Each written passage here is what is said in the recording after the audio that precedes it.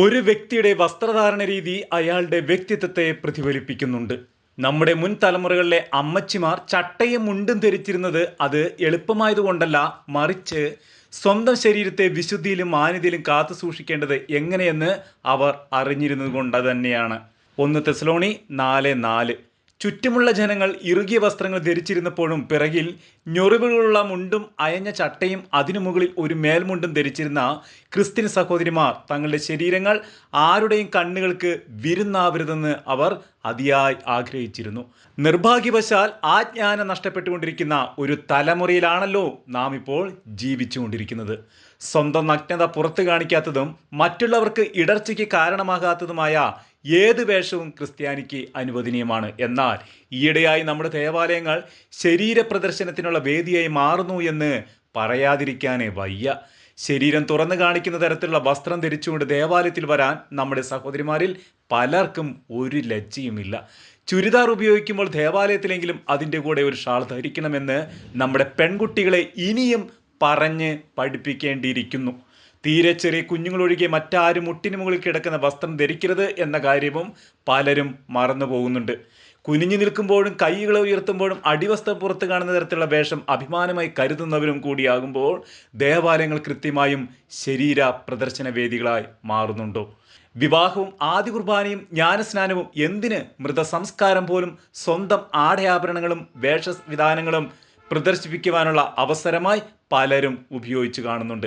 അൾത്താരകളിൽ നിന്ന് കൂദാശകൾ പരികർമ്മം ചെയ്യുന്ന പുരോഹിതന് പോലും ഇടർച്ചയ്ക്ക് കാരണമാകുന്ന തരത്തിൽ സ്വന്തം ശരീരം തുറന്നു കാണിക്കുവാൻ ആരാണ് പ്രിയപ്പെട്ടവരെ നിങ്ങൾക്ക് അധികാരം തരുന്നത്? ഇതിനൊക്കെ വലിയ വില കൊടുക്കേണ്ടി വരുമെന്ന് മാത്രം ഓർമ്മപ്പെടുത്തുന്നു. ഇവിടെ വിവാഹത്തിന് വധുവിൻ്റെ തോഴിയായി വന്ന ചെറുപ്പക്കാരുടെ മോശം വസ്ത്രധാരണം കണ്ടപ്പോൾ അവരോട് ദേവാലയത്തിന് പുറത്തേക്ക് പോകാൻ കേരള സഭയിലെ ഒരു മെത്രാന് പരസ്യമായി പറയേണ്ടി വന്നത് നാം ആരും മറന്നിട്ടില്ലല്ലോ.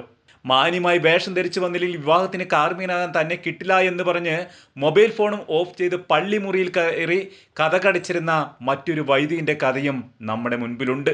തിടുക്കത്തിൽ പോയി വാങ്ങിക്കൊണ്ടുവന്ന എന്തോ വില കുറഞ്ഞ തുണി കൊണ്ട് ശരീരം മറച്ചതിന് ശേഷമാണ് ആ വൈദികൻ അന്ന് വിവാഹം പരികർമ്മം ചെയ്യുവാൻ തയ്യാറായത്. നമ്മുടെ വൈദികരെ കൊണ്ട് ഇത്രയ്ക്കും കടുത്ത നടപടികൾ എടുപ്പിക്കണോ എന്ന് പ്രിയപ്പെട്ട സഹോദരിമാരെ നിങ്ങൾ ചിന്തിക്കുക. ശിരസ് മൂടാതെ പ്രാർത്ഥിക്കുന്ന ഏതൊരു സ്ത്രീയും തൻ്റെ ശിരസിനെ അപമാനിക്കുന്നു എന്നും അത് അവളുടെ തലമുണ്ടനം ചെയ്യുന്നതിന് തുല്യമാണ് എന്ന് 1 കൊരിന്തോസ് 10:5 വിശുദ്ധ വചനം പറയുന്നുണ്ട്. എന്നിട്ടും കുർബാനയ്ക്കിടയിൽ ലേഖനം വായിക്കുന്ന സഹോദരിമാർ പോലും പലപ്പോഴും ശിരോവസ്ത്രത്തിൻ്റെ കാര്യം മറന്നു പോകുന്നു എന്നത് കഷ്ടം തന്നെയല്ലേ? കഴുത്തോ ശിരസോ മൂടിയോ മറയ്ക്കാൻ ഉപകരിക്കാത്ത ഒരു തുണി കഷ്ണമാണ് ശിരോവസ്ത്രം എന്ന പേരിൽ ഇന്ന് പല മണവാട്ടിമാരും ധരിച്ചിരിക്കുന്നു. ക്രിസ്ത്യ ദേവാലയങ്ങളിലെ ഡ്രസ് കോഡ് തീരുമാനിക്കുന്ന സഭയല്ല, ബ്യൂട്ടീഷ്യനാണ് എന്ന കാര്യം സഭയ്ക്ക് ഭൂഷണമല്ല. ശരീരം പ്രദർശിപ്പിക്കുന്ന തരത്തിലുള്ള വേഷം ധരിക്കുന്നത് ഒരുതരം മാനസിക രോഗമാണ്. മക്കൾ അതിന് അടിമപ്പെട്ടു പോകാതിരിക്കാൻ ശ്രദ്ധിക്കേണ്ടത് പ്രിയപ്പെട്ട മാതാപിതാക്കളെ നിങ്ങളും. എന്നാൽ ഇപ്പോൾ മാനസിക രോഗത്തിൻ്റെ തലവും കടന്ന് ഈ മ്ലേച്ഛത വളർന്നുകൊണ്ടേയിരിക്കുകയാണ്. സ്വന്തം ശരീരത്തെ പ്രദർശന വസ്തുവാക്കുകയും അതുവഴി മറ്റുള്ളവർക്ക് പാപകാരണവും ദുർമാതൃകയും ആകുകയും ചെയ്യുന്നവർക്ക് ദുരിതം ദുരിതം ദുരിതം. വിശ്വസിക്കുന്ന ചെറിയവരിൽ ഒരുവിന് ഇടർച്ച വരുത്തുന്നവൻ ആരായാലും അവന് കൂടുതൽ നല്ലത് ഒരു വലിയ തിരികല്ല് കഴുത്തിൽ കെട്ടി കടലിൽ എറിയപ്പെടുന്നതാണ്. വിശുദ്ധ മർക്കോസ് 9:42 എന്ന് പറഞ്ഞ കർത്താവ് ഈശോ മിശിഹായുടെ തിരുസന്നിധിയിൽ തന്നെയാണ് ഈ ശരീര പ്രദർശനം അരങ്ങേറുന്നത് എന്നതാണ് ഏറെ ദുഃഖകരം. സ്വന്തം നഗ്നതയെക്കുറിച്ച് ബോധ്യം വന്നപ്പോൾ ദൈവസന്നിധിയിൽ നിന്ന് മാറി നിൽക്കുവാനുള്ള ജ്ഞാനമെങ്കിലും ആദത്തിനും ഹവ്വയ്ക്കും ഉണ്ടായിരുന്നു. അന്ന് മോശയിലൂടെ കർത്താവ് കൽപ്പിച്ചതും നാം ഓർക്കണം. എൻ്റെ ബലിപീഠത്തിന്മേൽ നിന്റെ നഗ്നത കാണപ്പെടാതിരിക്കുവാൻ നീ അതിന്മേൽ ചവിട്ടുപടികളിലൂടെ കയറരുത്. പുറപ്പാട് 20:26. ദേവാലയത്തിൻ്റെ വിശുദ്ധി അറിയാത്തത് കൊണ്ടാണോ നമ്മുടെ തലമുറ ബലിപീഠത്തിന് മുൻപിൽ പോലും നിർലജ്ജം തങ്ങളുടെ നഗ്നത പ്രദർശിപ്പിച്ചുകൊണ്ടിരിക്കുന്നത്? ഇനിയിപ്പോൾ മോശം വസ്ത്രം ധരിച്ചിരുന്നവരെ കഴുത്തിൽ തിരികല്ല് കെട്ടി കടലിൽ എറിയാമെന്ന് വെച്ചാൽ ഒരുപക്ഷെ അറബിക്കടലിലെ ജലനിരപ്പ് ഉയർന്ന് കേരളത്തെ വിഴുങ്ങിക്കളഞ്ഞെന്നും ഇരിക്കും. അത്രമാത്രം ഈ തിന്മ നമ്മുടെ സമൂഹത്തെ ഇപ്പോൾ വരിഞ്ഞു മുറുക്കിക്കൊണ്ടിരിക്കുന്നു.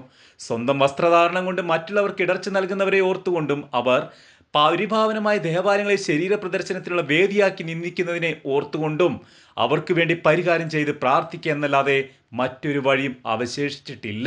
നിന്റെ നഗ്നത മറ്റുള്ളവർ കണ്ട് നീ ലജ്ജിതനാകാതിരിക്കുവാൻ ശുഭവസ്ത്രങ്ങൾ എന്നോട് വാങ്ങുക. വെളിപാട് 3:18 എന്നുപദേശിക്കുകയും നമ്മുടെ പാപങ്ങൾക്ക് വേണ്ടി വിവസ്ത്രനാക്കപ്പെടുകയും ചെയ്ത യേശു ക്രിസ്തു അവർക്കും നമ്മുടെ കൃപയുടെ പുതുവസ്ത്രം നൽകി അനുഗ്രഹിക്കട്ടെ എന്ന് ആത്മാർത്ഥമായി നമുക്കും പ്രാർത്ഥിക്കാം.